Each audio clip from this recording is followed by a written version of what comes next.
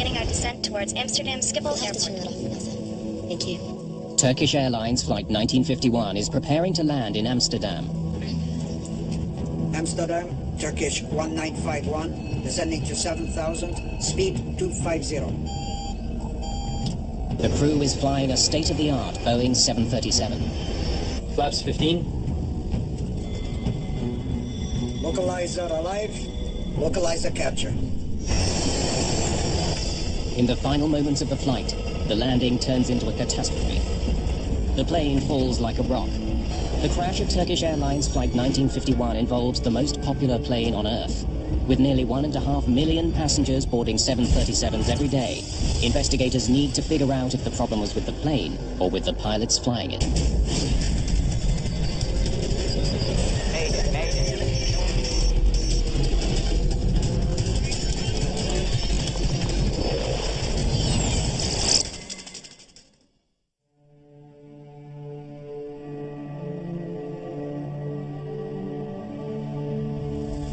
On the morning of February the 25th, 2009, Turkish Airlines Flight 1951 becomes the first plane to crash at Amsterdam's Schiphol Airport in more than 10 years. It smashed into the ground really hard. It made a tremendous noise.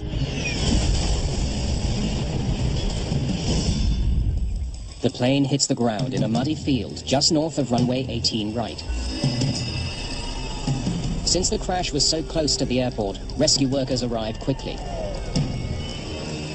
Most of the passengers have survived, but many are badly injured. Survivors are taken straight to local hospitals. Images of the Amsterdam accident quickly spread around the world. This is the third crash of a passenger jet in the past 6 weeks. The sudden nature of this accident adds to the mystery. It doesn't take long for the Dutch safety board to arrive at the scene. They will be investigating this accident, but they won't be alone. The crash involved an American-made plane, so the U.S. National Transportation Safety Board sends Joe Sador, one of its most experienced investigators, to Amsterdam. When it's a non-U.S. registered aircraft that crashes overseas, such as this Turkish Airlines, we are the state of manufacture and design of the airframe, and also in this case the engines. Fuselage in 3 large pieces, engines forward of the main wreck site. Flight 1951 was one of the most advanced aircraft in the skies, the Boeing 737-800 series. It's designed to travel longer routes at higher altitudes. The new generation 737 is still the best airplane Boeing ever built. We developed an airplane that had an improved wing, improved avionics, simpler systems that required less maintenance. Investigators know this isn't just any plane. The 737 is the world's best-selling commercial jet. Finding out why this one crashed is imperative.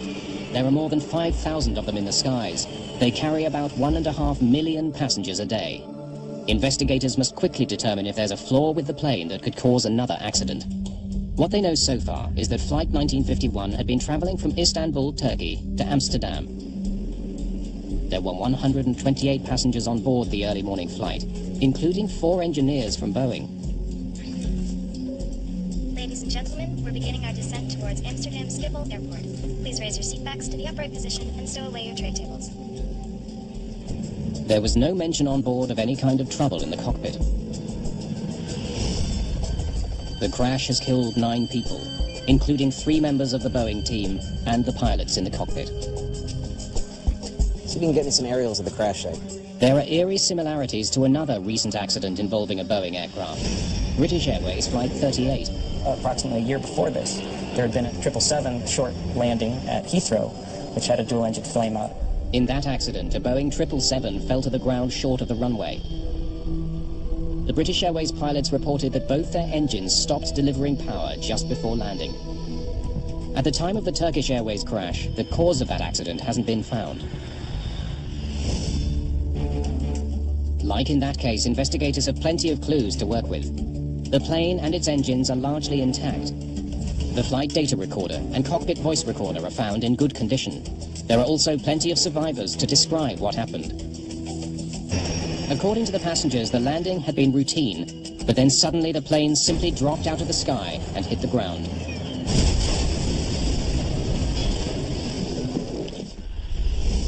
But perhaps the biggest clue comes from the crash site itself. The wreckage is not spread out. It tells investigators that the plane could not have been traveling forward at high speed when it hit the ground. The way the aircraft had crashed, it did appear to be some sort of a landing accident in which there was moderate control of some sort. The pattern of debris and the passenger reports point investigators to an immediate suspect: the engines. The engines issue was a very big issue in my thought process at the time, initially. There's no evidence of fire on the fuselage. In many crashes, fuel in the plane's tanks ignites on impact. The lack of fire raises an obvious question. Did the engines stop running because Flight 1951 had simply run out of gas? That was one of the first thoughts that I had was, did this airplane have fuel aboard? Because otherwise, how does a 737 literally fall out of the sky on approach to an airport? But the location and condition of the plane's engines suggest that perhaps they didn't quit in flight. Sure looks like it was running. When we first looked at where the engines ended up, the initial impression was that they probably were producing thrust at impact, given that they were so far forward of the main wreckage. That was just a very general conclusion. Only the flight data recorder can tell investigators how much power the engines were generating in the seconds before the crash. Well, lots of fuel. Rules that out. It doesn't take long to discover that there was plenty of fuel in the plane's tanks. Flight 1951 definitely did not run out of gas. Passengers report that in the final seconds before the crash, the plane hit what felt like turbulence. It points investigators to a well-known culprit, a microburst. A microburst is a powerful column of air that shoots out of storm clouds. It can literally slam a low-flying plane to the ground. If an airplane flies into that at approach speeds, you're not going to be flying anymore. You're going to come out of the sky.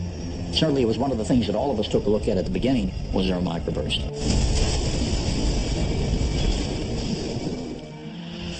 In 1985, a Delta Airlines flight was caught in a microburst while landing at Dallas-Fort Worth Airport. The plane hit the ground short of the runway. 137 people were killed. Investigators learned that there were heavy clouds above the airport at the time of the accident. A powerful gust of wind may well have accompanied them. The flight data recorder will have recorded wind speeds outside the plane. Investigators will need to analyze the flight data to prove the microburst theory. In the meantime, the rescue has led to an unusual discovery. There was 3 pilots in the cockpit, which is unusual. This is a 2-crew cockpit. So why was that 3rd pilot there? Since none of the 3 pilots survived the accident, it's all the more urgent for investigators to retrieve the data from the cockpit voice recorder. It records conversations in the cockpit. They're in luck. Because of the way that the aircraft crashed, access to the recorders and the condition of the recorders was excellent. The reason for the 3rd pilot is soon uncovered. Flying standard arrival route. Visibility 3,500 meters, expected to decrease to 2,500 meters. For First Officer Murat Sezer, this had been a training flight of sorts. He was new to the airline and was being shown the intricacies of landing at Amsterdam's airport. In the Jepson charts, which is what all pilots use to navigate to and from Schiphol, there's 102 pages of information on Schiphol alone. So there's dozens of approaches. Runway 18 to right has 3 high-speed exits to the left. The captain, Hassan Arisan, was doing double duty. He was training his first officer. Make small corrections as we get close to the runway. And was in command of Flight 1951. It's because Captain Arisan was teaching that there was the 3rd pilot in the cockpit.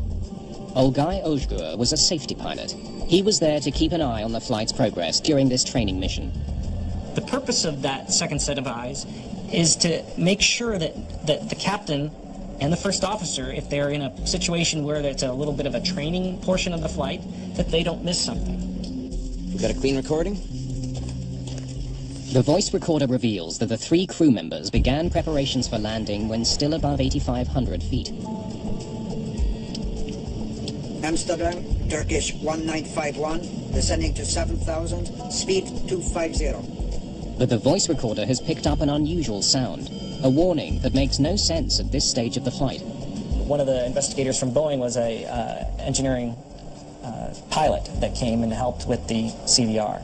And he's listening to see when, or are there any unusual sounds that can be heard that would not be normal. Speed okay for ILS 18 right. Descend to 4,000. ILS 18 right. The alarm keeps sounding. It's the landing gear configuration warning horn. Captain Arasan continually dismisses it. Turkish 1951, descent 4000, ILS 18 right. Landing gear. Is that the landing gear warning? They're at 8,300 feet here. The warning is a solid clue, but investigators can't yet see how it could possibly have caused a crash. The crew of Turkish Airlines Flight 1951 got warnings to extend their landing gear while still thousands of feet in the air.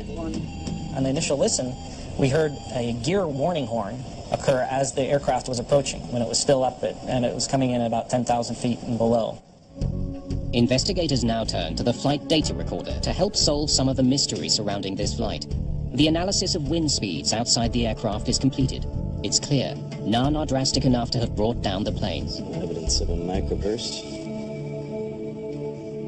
But the flight data recorder does provide some valuable insight into the cause of the landing gear warning.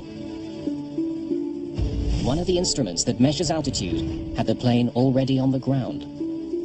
When we looked and saw the radio altimeter data, on the recorder it showed about 8,000 feet, and then immediately it went down to about -8. -8 feet is an indication that the aircraft's on the ground, but of course it's still at 2,000 feet. The Boeing 737 is equipped with two separate altimeters. One measures air pressure to determine the plane's height above sea level.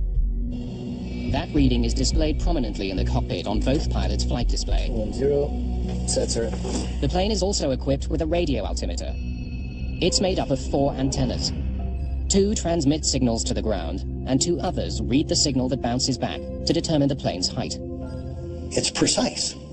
It's very, very precise. Pressure altimeters can sometimes be not as accurate, and radar altimeters are 100% accurate if they're working properly. One antenna feeds the reading to the first officer's display. The other feeds the captain's instruments. In the case of Flight 1951, the captain's side was wrong most of the flight. Investigators go back over the CVR and make a puzzling discovery. Amsterdam, Turkish 1951, descending to 7,000, speed 250. Radio altimeter. Captain Arasan seems to have known that the landing gear warning was being caused by a faulty radio altimeter. The airplane thought that it was low to the ground and the gear was not down. And the captain recognized that the problem was really in the radio altimeter, showing him that they should be on the ground, and he goes, it's just the radio altimeter. Throughout much of the approach, the captain's radio altimeter had been displaying a reading of -8 feet, triggering the warning to lower the gear. They treated it like it was a nuisance. Turkish 1951. Descend to 2,000. 2,000, 1951. Investigators dig for any other abnormalities. They learned that with Flight 1951 still about 17 kilometers from the airport, controllers directed the pilots to begin their final turn to line up with the runway. Turkish 1951, left heading. 210, clear approach. 18 right. Left 210, clear ILS, Turkish 1951. 210, set, sir. This turn puts Flight 1951 in line with runway 18 right. It's equipped with an instrument landing system, which sends out a signal outlining the ideal descent path to the foot of the runway. The autopilot follows that glide path until the plane is a few hundred feet from the ground. Then the pilot takes over. It makes landing almost effortless. The ILS is pretty easy to follow. It's a video game. My daughter has flown in a simulator and can land a 737 using the ILS. The crew begins configuring their plane for landing, unfazed by the warning horn that's repeatedly triggered by the malfunctioning radio altimeter. Flaps 15. 10 kilometers out, Flight 1951 picks up the ILS signal that will guide the plane to the runway. Localizer alive. Localizer captured. The safety pilot, Olgay Ojgur, now reminds Captain Arasan about the failed altimeter. We have radio altimeter failure, sir. Okay. Turkish 1951.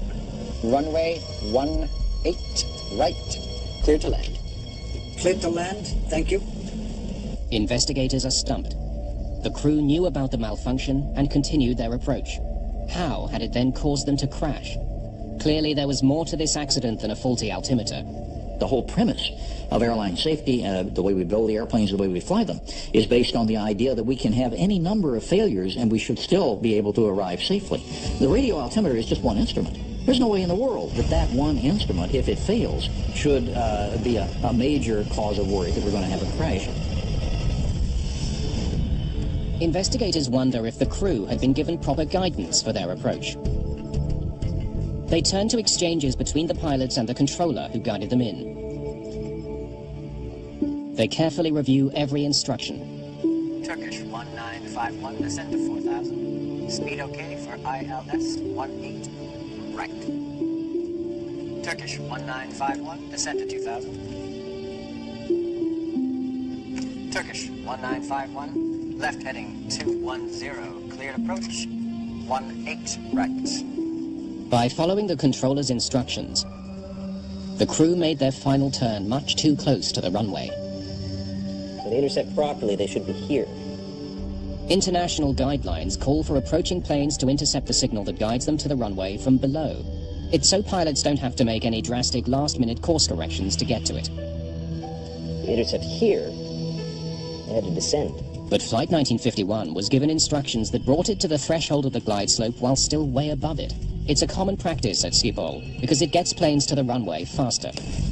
Because they were so close, they had to capture the glide slope from above. Although it is an unusual situation, it is one that can be handled by a flight crew if it is managed properly.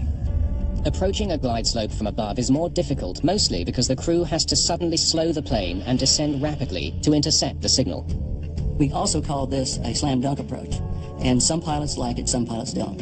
It's a little bit harder, and things happen quicker when you're above the glide path trying to intercept from above, and it's just a challenge for a lot of pilots. The approach from above increased the crew's workload, but it's standard practice at Schiphol Airport. I've flown into Schiphol dozens of times, and I expect it. If the controller's instructions had somehow overtaxed this crew, their conversations would indicate it. They're just 5 kilometers from the runway. 1,000. Check. Flaps 40. Speed brake.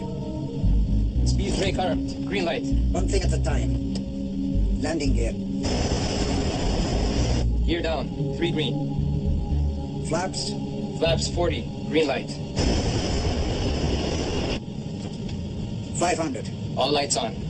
Please warn the cabin crew. Cabin crew, take your seats. Then, real trouble. A stall warning. Speed, sir. I have control. 100 knots of speed. Arisan fought to save his plane, but just 400 feet above the ground and only 1.5 kilometers from the runway, the Boeing 737 suddenly fell straight down. It only took a few seconds for it to hit the ground.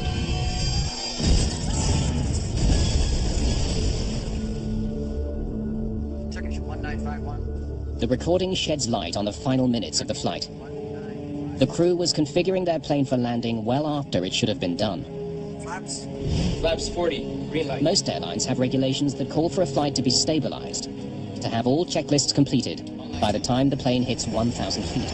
In instrument conditions, you're required 1,000 feet to have basically everything done. The airplane is configured, you have slowed, you have run your before landing check, and you have received your landing clearance. And from 1,000 feet on in, you just monitor the instruments, and we're looking for the runway. Please warn the cabin crew.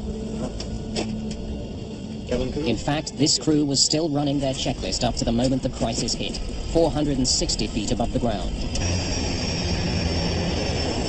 This approach was not stabilized. Because the aircraft was unstable, the flight crew was in a very high workload environment in the last 1,000 feet of flight.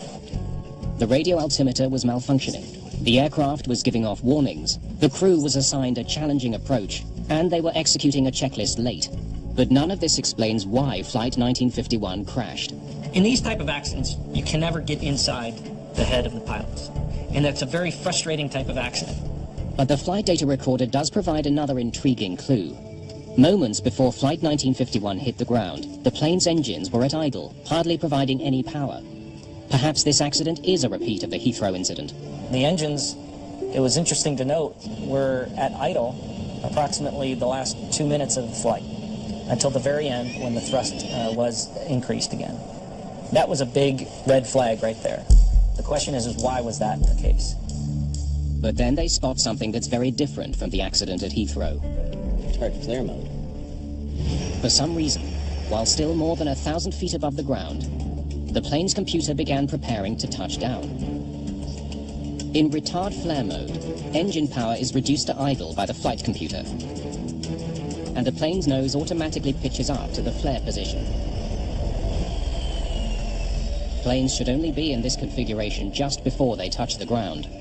The autopilot raises the nose to break the descent. The auto throttles brings the power back to flight idle, and you touch down with the power either all the way in idle or just about to be in idle. But Flight 1951 went into a slow, nose-up position well before touchdown, causing the plane to fly slower and slower throughout its descent. So why was Flight 1951 in landing mode? And why hadn't any of the 3 crew members noticed how slowly they were flying?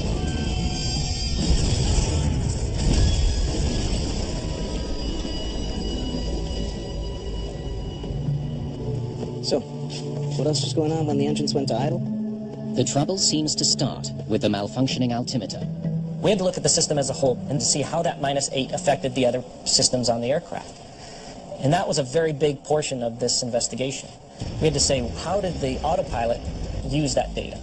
More importantly, how did the auto throttle use that data? The computer that flies the plane consists of 2 main systems, the autopilot and the auto throttle. The auto throttle determines how much power to ask the engines for, while the autopilot controls the plane's altitude and direction. The 2 systems work independently of each other, and only one of the radio altimeters provides information to the auto throttle. In this case, I had to learn everything there was about radio altimeters and auto throttle systems, which I didn't know before. The pieces of the puzzle begin coming together when they find the connection between the faulty radio altimeter and engine power. The radio altimeter provides information to the auto throttle from the captain's side.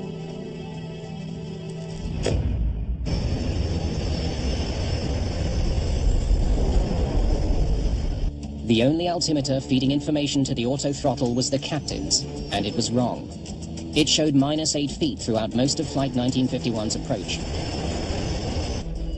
It's beginning to look like the faulty radio altimeter triggered the events that led to the crash. Investigators need to know what went wrong with it. On a 737, the transmitting and receiving antennas for both radio altimeters are lined up underneath the cockpit. 3 of the antennas were all but destroyed in the crash. They can't be tested. But one antenna from the captain's side is undamaged. Investigators consider 2 possibilities: a failure of one of the components, or some sort of interference that caused the faulty reading. The only component that survived the crash checks out.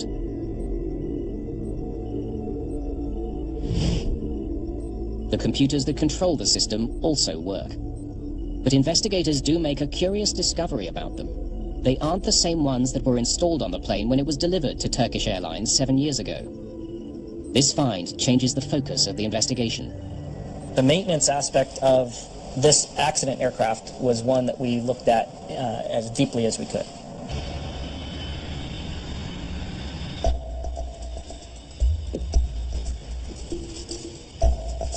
When the plane's maintenance log is studied, investigators find that the radio altimeter on this plane had a problematic history. We got additional data from Turkish Airlines, and that data showed that on this one aircraft, of the past, I believe, over 1,000 flights, there was about 150 flights that had faulty radio altimeter systems. The documents show that a little more than a year before the crash, both computers were replaced because of complaints they were causing faulty readings. One of the incidents involved a radio altimeter reading of -8 feet. So that was telling us that there was an issue that had been there. The issue did not just occur on this flight. The faulty readings persisted. Mechanics repeatedly swapped the computers and replaced the antennas to try to solve the problem. It's determined that Turkish Airlines tried several ways to fix the altimeter, but they couldn't find a repair that worked.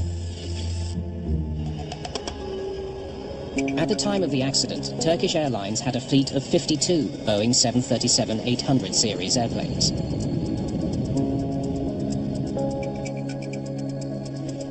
on page 93. When we reviewed the maintenance data, we found that radio altimeter problems had been written up several times on both the accident airplane and the fleet. Investigators discover that in the year before the crash, Turkish Airlines dealt with 235 system faults with the radio altimeters on their 737s. Fixes ranged from replacing and exchanging antennas, cleaning of the systems, exchanging and replacing the computers, and installing gaskets to shield the system from possible water damage. It's not like they weren't doing anything about it. The Turkish Airlines maintenance personnel knew that the radio altimeter problem was one of their highest issues with regard to maintenance. 16 of those altimeter repairs were made to the plane that crashed in February 2009. If the problem was so widespread, investigators wonder why it hadn't caused serious problems before this accident. They don't have to dig too far back to find out that in fact it had, on this very same plane. On 2 recent flights, they had the exact same problem. Twice in the 48 hours leading up to the accident, the radio altimeter showed a negative reading, putting the plane into retard flare mode. Both times the crew noticed the problem, disengaged the auto throttles, and brought the plane in for a safe landing.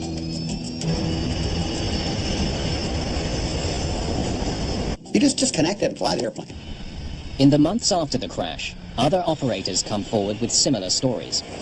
In Australia, in the Netherlands, in Canada, in Austria, pilots report their 737s going into retard flare mode when the left radio altimeter showed a faulty reading. Each of those crews reacted the same way.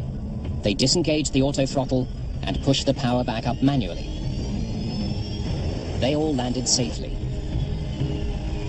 Things are going to break on an airplane, and usually you're able to identify that and take that out of, make it so that it's not a threat for the landing.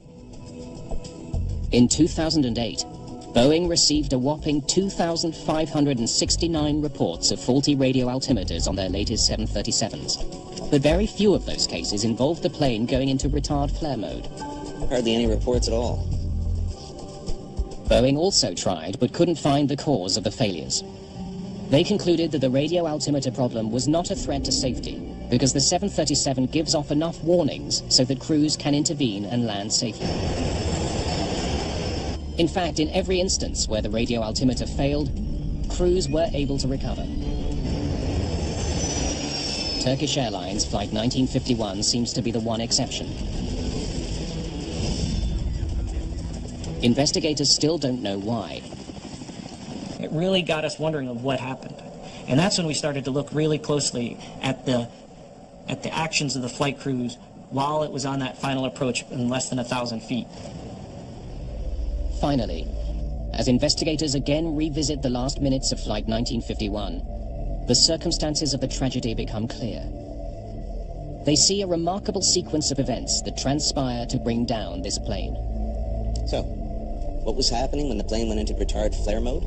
They discover that the plane went into landing mode and pulled back power at the worst possible moment, exactly as the crew was descending to meet the glide slope. It masked what was actually happening. As the crew configured their plane to drop down to meet the glide slope, they expected the plane to slow down as part of that maneuver. But the plane was actually slowing down because the computer was in landing mode. That's why none of the 3 pilots said anything about the throttles moving to idle. It was insidious. Where it first captured in the retard mode, it didn't hurt them at all because they were actually high and they were a little bit fast. And the pilots actually wanted the power back anyway. In fact, the throttles may have already been in the flight idle mode as they were trying to get down and slow down. The trouble starts here at 8,300 feet, 13 miles out from the airport, minutes before the crash.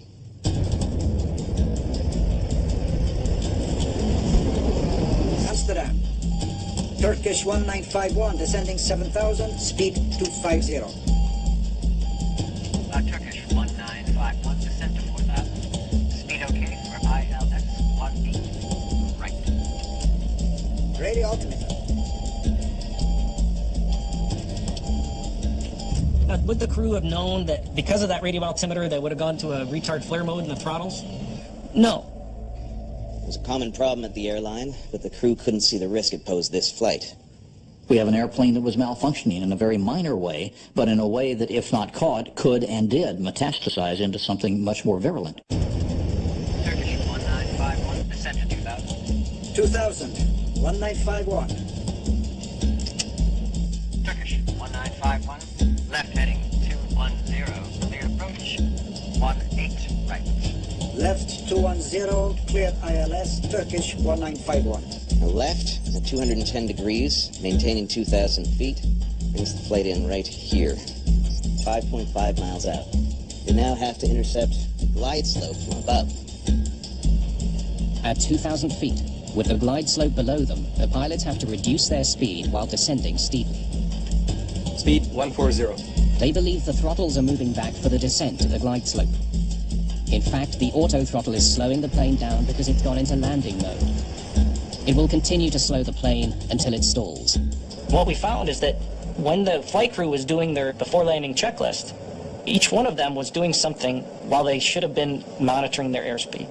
For the next 100 seconds, no one notices what's happening, until it's too late. Established altitude set. 1000. Check. Flaps 14. Speed set.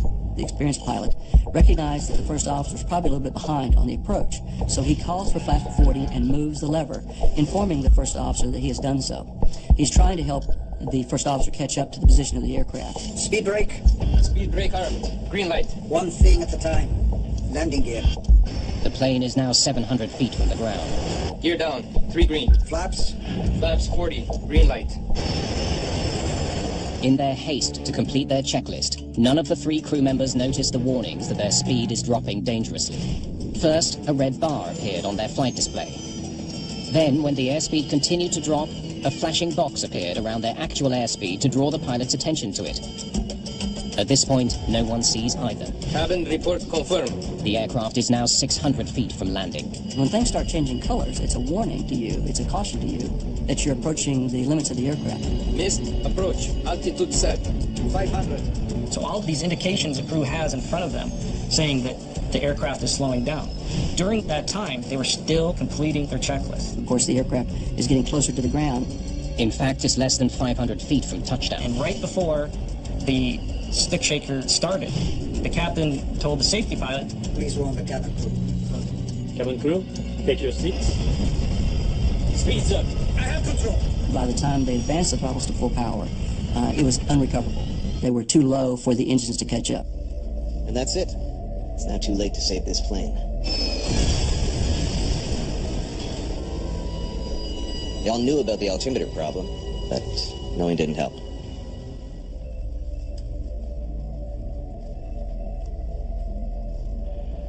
Boeing also didn't foresee the potentially deadly effect of a faulty altimeter. But on February the 25th, 2009, it triggered an unusual sequence of events that brought down a jetliner and killed 9 people. The official report into the accident blames it on a convergence of circumstances. There is never, ever just one cause to an airline accident. It simply doesn't exist. Maybe someday God will slop one out of the sky, but until then, there's never one cause. The Dutch report also points out that Boeing could have realized the problem with the radio altimeter system could have had an impact on safety. Given that no one foresaw how that failure might cause a crash, the Turkish Airlines accident raises a big question. Are airplanes becoming too complex?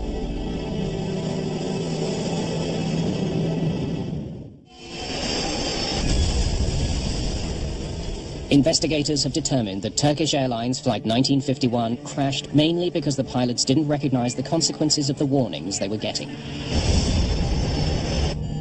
Turkish 1951, descent to 4000. This is not the first plane to crash because the crew didn't understand what their plane was telling them. Turkish. Our problem is not the automation. Our problem is the depth of the training and the ability of the human beings to recover from mistakes made in interfacing with the automation. Mika Ensley studies the relationship between pilots and technology. We haven't really designed the automation to take best advantage of what people do well and take away the parts that people don't do well. In 1996, the crew of an Aero Peru 757 crashed when the pilots couldn't decipher contradictory warnings about their altitude and airspeed. The plane flew into the Pacific Ocean. 61 passengers and 9 crew members were killed. In 1995, the flight management system on a Boeing 757 could and should have steered the plane to a safe landing in Cali, Colombia. But a last-minute change to the flight plan meant the crew had to reprogram their computer. They mistakenly entered a course that took them headlong into a 9,000-foot mountain. 159 people died in the crash. The cautionary tale here is that we can get this equipment, we can get these silicon-based units, if you will, so sophisticated that we can't talk to them effectively. And when they go berserk, or they have a problem, or we misprogram them, we end up putting ourselves and our passengers in danger while we're trying to figure it out. NASA is working on something called the Integrated Intelligent Flight Deck. It's a project aimed at helping humans better use the technology that surrounds them in the cockpit. They're looking at automated flight manual systems, voice recognition systems. They've developed new kinds of microphones that are bone-conducting chips. They're developing new displays for understanding the ground environment, for being able to detect where other aircraft are in the environment. What some researchers are finding is that the best technology shouldn't replace pilots, but work with them. Really integrating people with technology more effectively has to do with designing the displays so that you can really understand what it's doing, and you can make it simpler to understand how to make it do what it is you want it to do. You shouldn't have to push 16 buttons through 8 levels of menus to figure out what's going on with the system. It should be integrated and presented effectively. It should be as easy to communicate with as the person next to you. Boeing and Airbus, the two largest manufacturers of passenger planes, take very different approaches to the relationship between humans and technology. Airbus gives the flight computer much of the decision-making power in the cockpit. In their view, this is a way to prevent a lot of human errors by making sure the airplane doesn't do something that's going to cause a crash, even if the humans want them to. But Boeing has a different view. Its philosophy is to provide information to pilots and have them make decisions. Having more information is better for the pilot than having the pilot in the loop, in the equation, so to speak. I kind of like that. Airbus will argue vociferously and in continuous fashion that view is archaic and incorrect. I think the jury is still out. The final report into the Turkish Airlines tragedy blames the crash of Flight 1951 partly on a failure of technology. The erroneous radio altimeter data caused the autothrottle to go to an improper mode that is, of course, not a good situation. The cause of the radio altimeter failure was never uncovered. The Dutch investigation asks Boeing to improve the reliability of the system. We learned a lot about the radio altimeter system and how it affects the autothrottle system. Boeing is currently working on system improvements to prevent this type of autothrottle event from occurring again. But the report also faults the crew for not noticing that their airspeed was dropping dangerously low, in spite of the fact that there were 3 pilots on board. Forget that you got an autothrottle. You look at the airspeed, and you look at the altitude. You look out the damn window if you want to, but airspeed is a crucial component of staying alive in an airplane. And you always need to know what your airspeed is. But to Mika Ensley, the crew's failure to monitor instruments is entirely understandable, and may be more the fault of the instruments than the crew. It's actually very difficult for people to be monitors of automation. One of the things that people don't do a good job of actually is monitoring. We're very good on-the-spot decision makers. We're very good at coming up with creative solutions to problems, but repetitive monitoring is the kind of thing that actually people aren't very good at all. So what we have to do is design automation to work with people in a way that keeps them more actively, cognitively involved and in the loop, and not just monitoring a piece of automation to say, is it doing what it's supposed to be doing? Who's the ultimate computer? The pilot, the individual who should be able to say, I don't know what this thing is doing to me, but I'm punching it off and flying the airplane. Fly the jet. Probably the smartest thing we ever learned to say in our training in the airlines. Fly the jet. Do that first or nothing else counts. That's what they forgot to do.